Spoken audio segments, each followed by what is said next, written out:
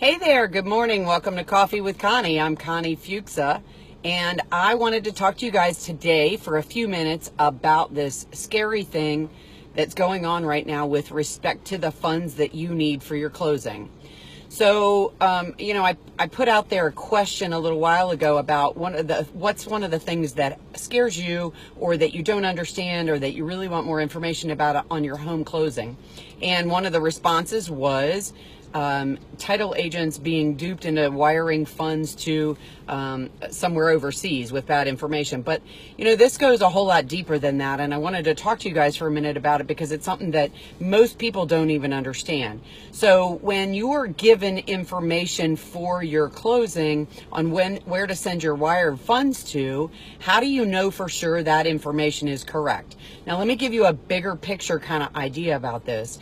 So because of the internet, it's a great tool, but there's also a lot of opportunity for people who don't do things the right way to get in and steal information, steal money, steal all kinds of things, and they get in and hack different things. And one of the biggest areas for them to target, and that is very common right now, is the home buying process and the steps through that, because there's so much funds that change hands, because you're talking about the mortgage funds, you're talking about your funds for closing, you're talking about the funds the seller gets from closing, and a lot of that money is wired now, wire transferred, because of before this problem there was a really big problem with falsifying checks from banks. So we thought we were getting bank checks when in fact they weren't real checks.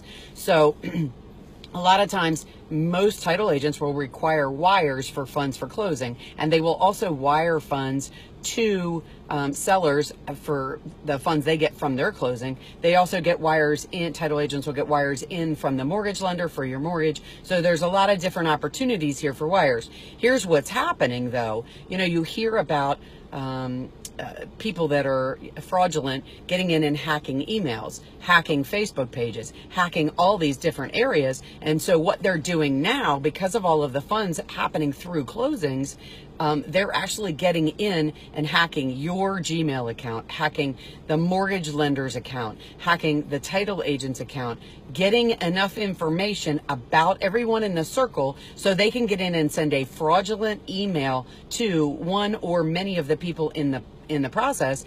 And then what they're trying to do is to get you to send the wiring funds to somewhere that is not really the right bank account. And what happens is they're sitting on the other end, and as soon as those funds are wired to the wrong place, they draw them out really quickly so they can't be recalled. So let me give you a quick scenario just so you understand.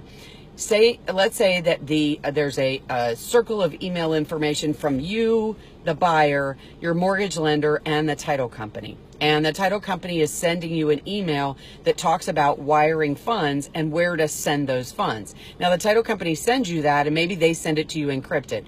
But if you respond back to that email and someone has found your email and had the ability to hack into it, which you may not think is a really common thing, but it's happening all the time. They have these little computer smart things, they call them bots, that go out and look for conversations that involve closings. And what they do is then they follow those conversations with closings until they see something about wiring funds. And then they gather information on everybody in the process. And if you have a Gmail, Yahoo, MSN account, more than likely it doesn't have a security protection, and they can get in and intercept some of the information, and then it allows them to send a false email and look like it's coming from the title agent, from the mortgage company, from you, the buyer. And so it's confusing the process and giving false information to someone in that process who's going to be sending money out.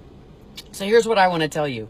Number one, do not respond to anyone by email about financial information, whether that's your bank information, whether it is wiring funds for a closing, whether it is receiving information about wiring funds for a closing, about what to do with money for closing. Do not respond to an email about that.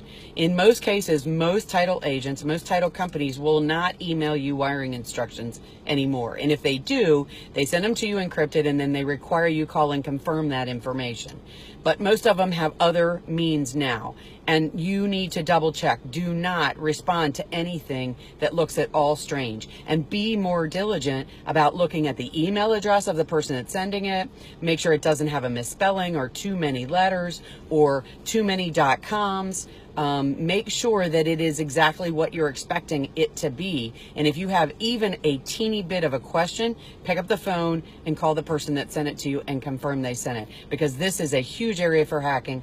Millions and millions of dollars are going out of people's pockets right away. And if that money goes, you send it for your closing, you're buying a house, and you wire those funds, and you think you're wiring them to the title agent, but you're not, that money's gone. So now you're not going to be able to buy your house. That's a really scary concept. So I really, really ask you, call the title company and get the wiring instructions. Call and confirm all the information you have is correct. Do not send your money anywhere without physically talking to a human being at a phone number that you know is the right phone number. Because here's the other thing. You may get an email that says, here's a phone number to call us at, and that's not the title company either. So use a phone number that you know to be the correct number. And be very diligent, because your money will end up overseas somewhere that you'll never see it again. Nigeria, Indonesia, these are the places this stuff's happening. So don't think it can't happen. It's happening every single day in every town across America. So don't let it happen to you. Hope you guys have a fantastic day. I'm Connie Fuksa. Thank you for tuning in to Coffee with Connie. And I'd really appreciate it if you hit that share button so you can win a Coffee with Connie mug. And I'll talk to you real soon. Thanks again. Bye.